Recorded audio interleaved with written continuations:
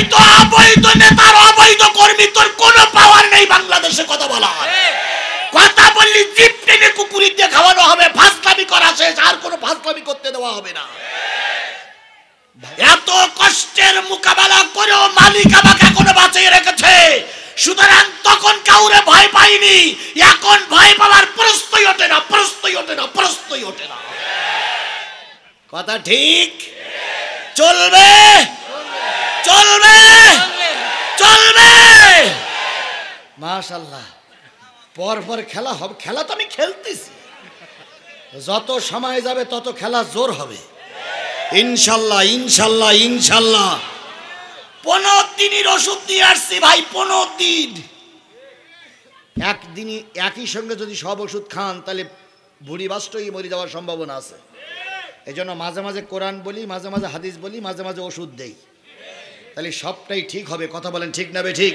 নতুবা কালকে কিছু ভালো মায়ের সন্তানেরা বলবে উনি ওয়াজ করতে আসেনি, উনি রাজনীতি করতে এসেছিল।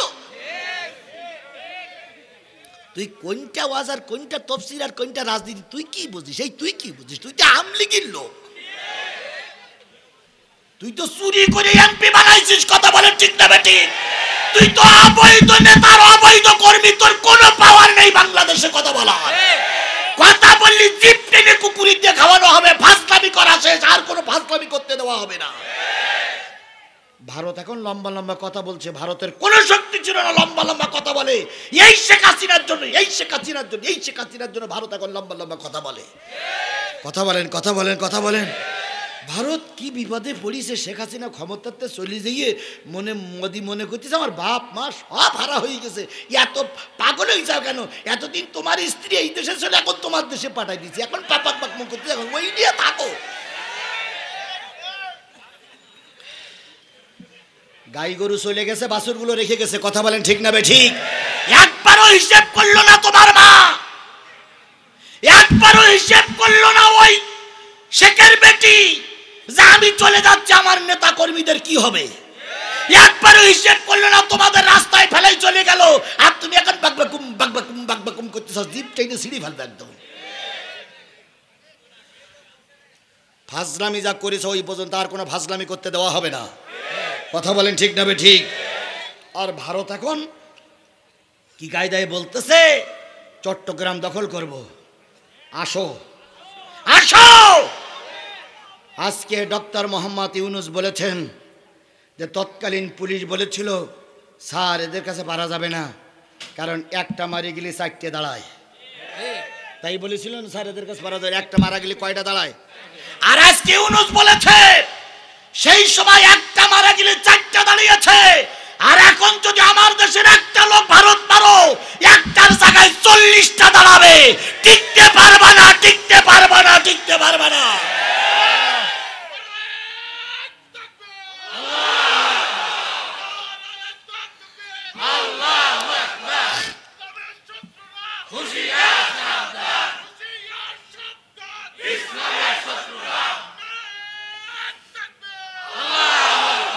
আমাদের কিসের ভয় দেখাও?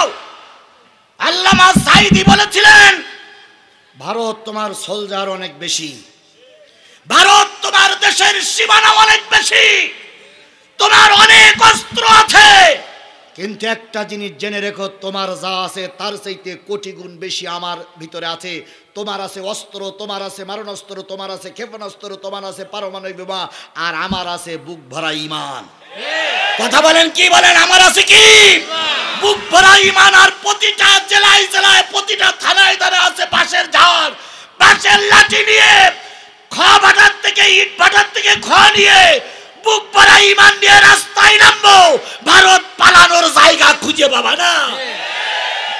আল্লামা সাঈদীর সব ভবিষ্যৎবাণীগুলো কাজে লাগেনি। আল্লামা সাঈদী বলেছিলেন অত্যাচার বন্ধ করো, নতুবা এমন সময় আসবে পালানোর জন্য ইঁদুরের গর্ত খুঁজে পাবা না। কাজে লেগেছে না লাগেনি? এই মুসলমান কথা বলেন, কাজে লেগেছে না লাগেনি? গোটা বিশ্বের কোনো ময়দানে তোমার জায়গা নেই, ভারত তোমার এখন ইঁদুরের গর্তের ভিতরে ঢুকাই রেখেছে। কথা বলেন ঠিক না বে ঠিক? আল্লামা সাঈদ আর একটা কথা বলেছিলেন, আমাদের মৌলবাদ দিয়ে গালিগালাজ দিও না। মৌলবাদ মানে যারা মূলের পরে থাকে তাদেরকে বলা হয় মৌলবাদ। আমরা দেশের 12 কোটি মানুষ আছে মৌলবাদী, মানে 12 কোটি মানুষ আছে গাছের গোড়ায়, আর তোমরা কিছু লোক আছে আগাবাদী গাছের আগায়।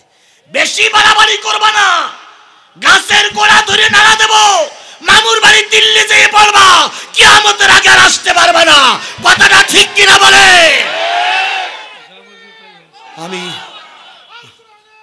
আমি চিন্তা করি, আমি আরো পাবনায় আমার আশা হবে কিনা আল্লাহই ভালো জানে।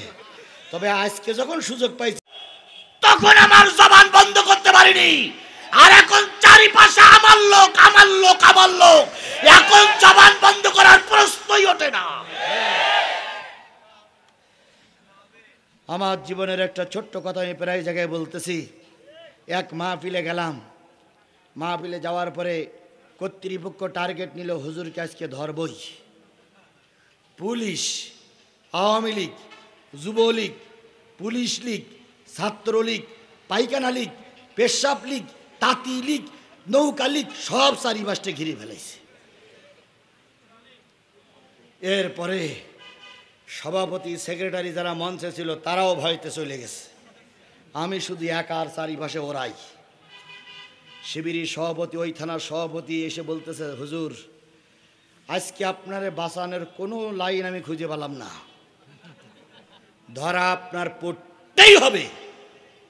কারণ ডাইনে তাকান, বামে তাকান, পিছনে তাকান। আমি আর নজরে তাকাই দেখি ওসি সাহেব ডাইন সাইডে বসে আছে, পিস্তলটা টেবিলের পরে। পিছনে দেখি সাদা পোশাকধারী পুলিশ বসে আছে, সবাই হ্যান্ডকাপ ঝুলতেছে। তা আমি চিন্তা করলাম, আল্লাহ এরা আমার ধরলি তো আজকে বাঁচাই রাখবে না, এরা আমার ধরলি আজকে গুলি করে মারবেই। তবে অন্তত আজকে যখন সুযোগ আরো 15 মিনিট আছে, এমন ঝোড়া ঝোড়বো, এই ঝোড়া যেন কিয়ামত পর্যন্ত চালু থাকে। তো ওই কথা শোনার পরে, কোরআন শরীফ সাক্ষী, ওই কথা শোনার পরে যা বেগ ছিল তার চেয়ে আরো বেগ বেড়েছে। তো বেগ বেড়ে যাওয়ার পরে ওরাও কিন্তু রেগে মেগে গিড়মিড় করতেছে, কিন্তু আমার ধরতে পারতেছে না, কারণ সামনে আমার 10,000 শ্রোতা। যদি একবার বলি ধর, তাহলে ওর গুলি করার সময় আছে? ওর ধরি আলু ভর্তা করে ফেলবে না? তা আমার একটা ভরসা আছে, আল্লাহ আছে, আর আমার সামনে আছে শ্রোতা। তো এখন কথাবার্তা বলার পরে, জালালি বক্তৃতা দেওয়ার পরে 5 মিনিট আগে শিবিরের সেই সভাপতি চিঠি লিখেছে, হুজুর মোনাজাত করার সময় চোখ বুঝি, মোনাজাত করার সময় আপনি করবেন হাফ, আর দ্বিতীয় বক্তা পাশে গিয়ে বইছে এইরকম, দ্বিতীয় বক্তার কাছে দেবেন হাফ। আর আমি এই এলাকার যতগুলো জেলা থানা ছিল সব থানার শিবিরের সভাপতি সেক্রেটারিকে ডেকে নিয়ে আইছি, চারিপাশের লোক আমাদের রেডি, আশা করি আপনার ক্ষতি হবে না। আমি বললাম যাক আলহামদুলিল্লাহ, একটা আশ্বাস পাওয়া গেল। দ্বিতীয় বক্তা পাশে এসে বসে আছে, আমার আলোচনা শেষ। আমি আলোচনার আগে একটুখানি হেকমত অবলম্বন করলাম যে ভাই, চোখ বন্ধ করে মোনাজাত করলে আল্লাহ বেশি কবুল করে। আর আপনাদের বাপ ভাই 14 গোষ্ঠী কবরে আছে, একটু চোখ বন্ধ করে মোনাজাত করবেন, আল্লাহ নিশ্চয়ই কবুল করবে। আমি মোসাবের মানুষ। বলার সাথে সাথে দেখলাম ওসি, ব্যাট দিয়ে, পুলিশ, আওয়ামী লীগ, যুবলীগ সবাই চোখ বন্ধ করেছে। চোখ বন্ধ করে এবার আমি মোনাজাত শুরু করেছি। রব্বানা যালামনা আনফুসানা ওয়া ইল্লাম তাগফির লানা ওয়া তারহামনা লানাকুনান্না মিনাল খাসিরিন রব্বিরহামহুমা।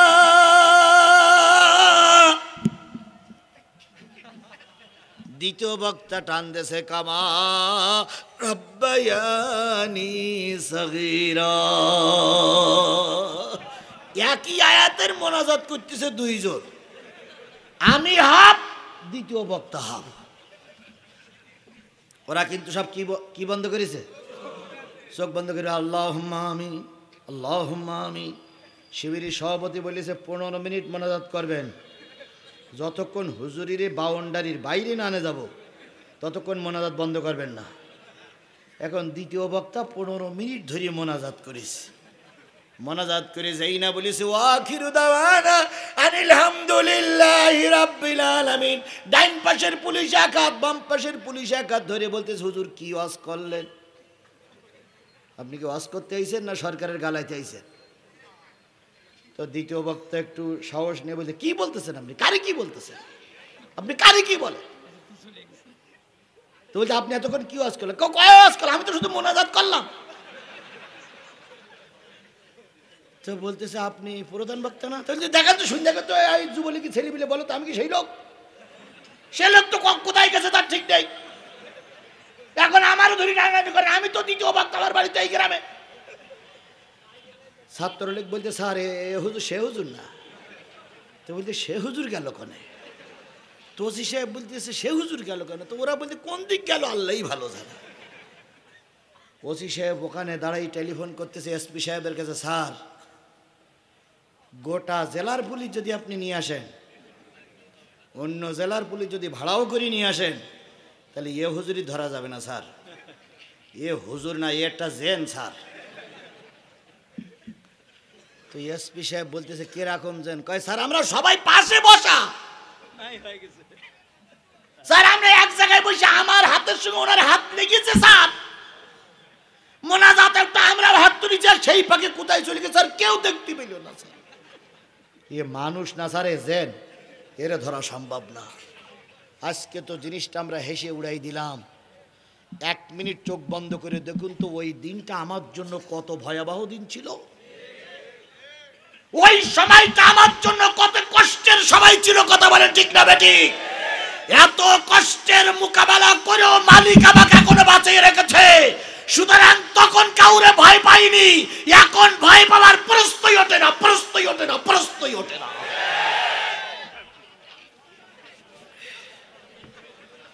আর একটু বিষয় দেন, তো কখন লাগবে না হাতের গায়ে।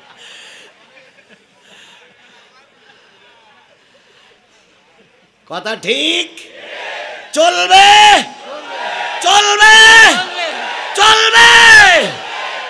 মাশাআল্লাহ, পরপর খেলা হবে। খেলা তো আমি খেলতেছি, যত সময় যাবে তত খেলা জোর হবে ইনশাল্লাহ, ইনশাল্লাহ, ইনশাল্লাহ।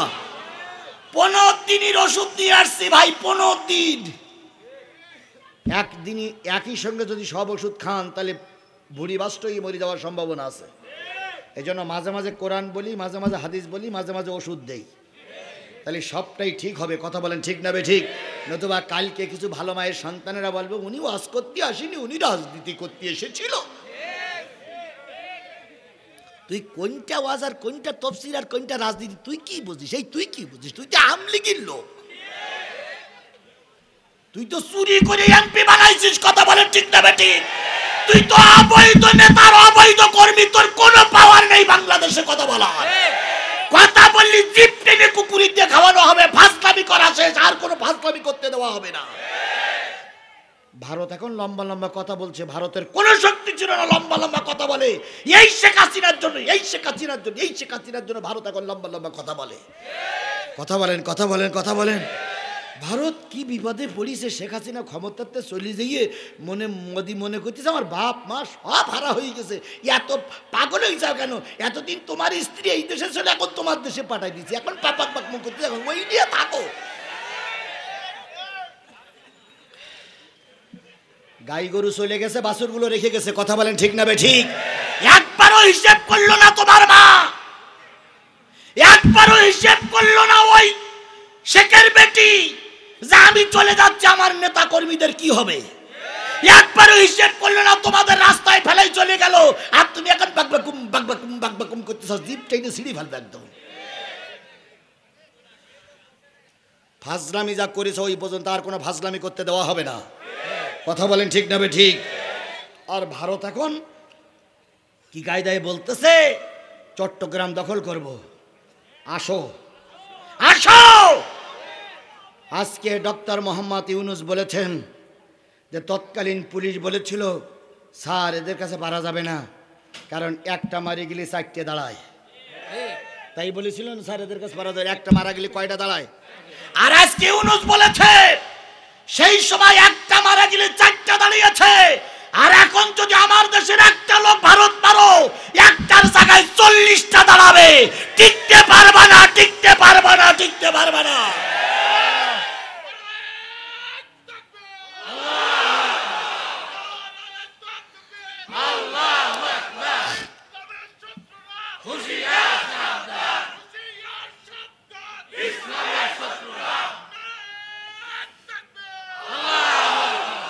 আমাদের কিসের ভয় দেখাও?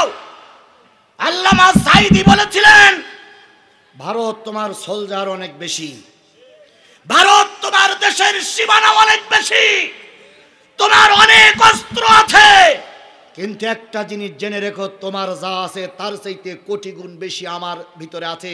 তোমার আছে অস্ত্র, তোমার আছে মারণাস্ত্র, তোমার আছে ক্ষেপণাস্ত্র, তোমার আছে পারমাণবিক বোমা, আর আমার আছে বুক ভরা ঈমান। কথা বলেন, কি বলেন? আমার আছে কি? বুক ভরা ঈমান। আর প্রতিটা জেলায় জেলায়, প্রতিটা থানায় থানায় আছে বাঁশের ঝাড়, বাঁশের লাঠি নিয়ে, ভাটার থেকে ইট ভাটার থেকে নিয়ে বুক ভরা ঈমান নিয়ে রাস্তায় নামবো, ভারত পালানোর জায়গা খুঁজে পাবা না। আল্লামা সাঈদীর সব ভবিষ্যৎবাণীগুলো কাজে লাগেনি? আল্লামা সাঈদী বলেছিলেন, অত্যাচার বন্ধ করো, নতুবা এমন সময় আসবে পালানোর জন্য ইঁদুরের গর্ত খুঁজে পাবা না। কাজে লেগেছে না লাগেনি? এই মুসলমান কথা বলেন, কাজে লেগেছে না লাগেনি? গোটা বিশ্বের কোনো ময়দানে তোমার জায়গা নেই, ভারত তোমার এখন ইঁদুরের গর্তের ভিতরে ঢুকাই রেখেছে। কথা বলেন, ঠিক না বেঠিক? আল্লামা সাঈদী আর একটা কথা বলেছিলেন, আমাদের মৌলবাদ দিয়ে গালিগালাজ দিও না। মৌলবাদ মানে যারা মূলের পরে থাকে তাদেরকে বলা হয় মৌলবাদ। আমরা দেশের 12 কোটি মানুষ আছে মৌলবাদী, মানে 12 কোটি মানুষ আছে গাছের গোড়ায়, আর তোমরা কিছু লোক আছে আগাবাদী গাছের আগায়। বেশি বাড়াবাড়ি করবা না, গাছের গোড়া ধরে নাড়া দেব, মামুর বাড়ি দিল্লি যেয়ে পড়বা, কিয়ামতের আগে আর আসতে পারবে না। কথাটা ঠিক কিনা বলে?